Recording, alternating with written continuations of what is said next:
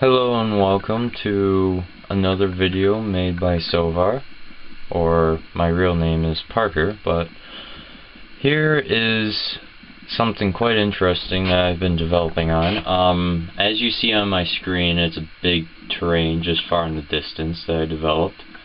I've currently been using GDK and C++ programming to create a game engine just for my RobotOS.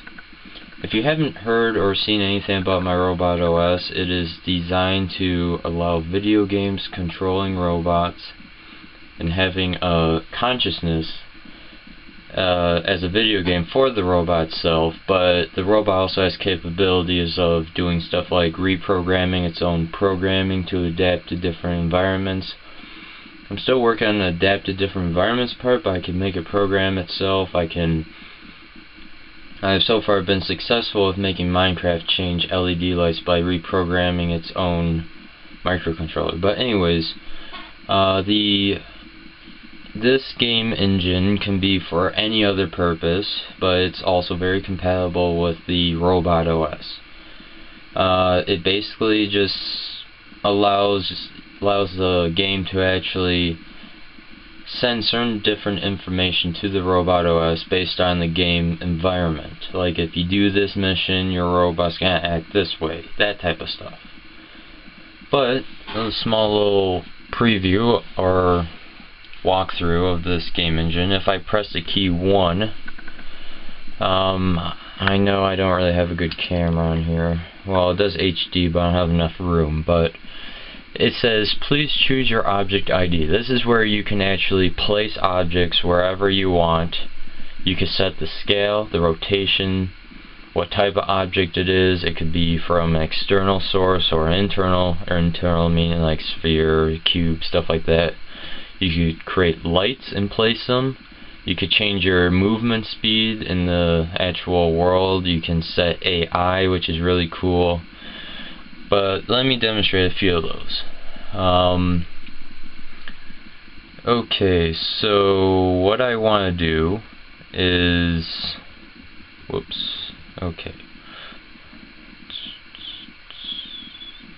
oh yeah, and you can also create new terrain, which is kind of cool. Position players, where you can actually position your object, which is a cube right there. Nothing too special. But what's cool about it is that you could set an AI. So if I were to set AI toggle on, just press that, and there. It now has AI. I know it's if you are familiar with the GDK or DB Pro AI commands, this is how it acts without any form of command. Press 1 again, you could toggle it off, and as you can see, it's not turning or anything like that.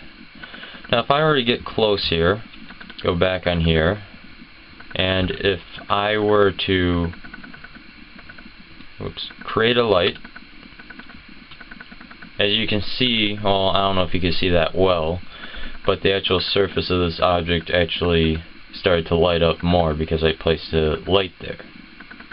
I'm still working on the lights. The lights are brand new, just a new feature. Another command is name views. Name views is basically you name every object a certain name. So for example, if you have 100 objects, they all look similar, but you need to a specific one, you can set a name. For example, this one right here, is Dragon Duels. That's the name. I was gonna put dragons in this game. The only problem is graphics are like really weird when there's like text, which I'm trying to figure out at the moment, but we can always toggle it off.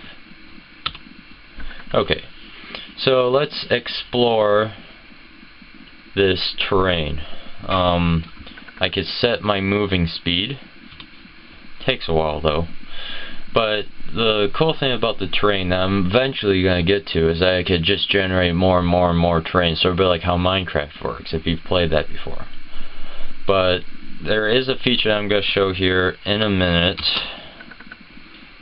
of how you can actually create your own terrain if I ever get there. But this terrain, there's a separate program that I made in DB Pro which allows you to create an object terrain from a height map and a texture. You get to set its own scales and everything. It doesn't do it in the program, but you're just gonna have to reset the program and there's a new terrain. That's the only problem that I've been having that I'm trying to fix. But this terrain has a really bad texture to it. I don't know if you can see it, but it's supposed to be like a stone texture. I do not have the physics yet done. Like, the thing is, I don't know if it's like a compatibility issue, but the make object terrain command GDK does not work, which really bugs me. So I can't have like proper get height from ground. This is just an object imported, so whenever I try to do collision stuff, they're just stuck, like the objects are just like floating on the top here and doesn't like go down there. But if you know what I mean, I know that's like a programming term, but anyways, let's create, well, let me see, what else can we do in here that I got? You can point camera to the object that you've selected. Of course, when you're in this console mode, just go up and down for different objects. It's sort of a bit like right here. You see it change different objects. But if we press enter, I think it's enter. Yeah, I don't know if you just saw it, but there's the little object way out there. You can point to it, which is kind of cool of a feature. Okay, so let's create new terrain. See if this actually still works. Okay.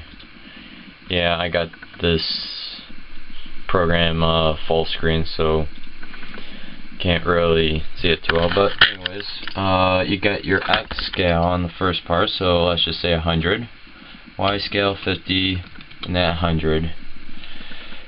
And okay, yeah, that was an error. Okay, I know what happened now. I updated that program to do something else and I just didn't finish it. Okay.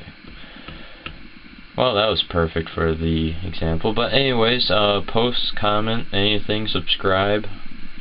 I'm a big Minecraft modder too, and hopefully, maybe not, but hopefully this weekend I could get the robot up and running. For those of you who have heard, to have RobotOS actually run Minecraft to control my robot. But I do have a separate program, which is a game that I made. I don't have it up and running at the moment, but it's going to be for when I actually sell the product, RobotOS.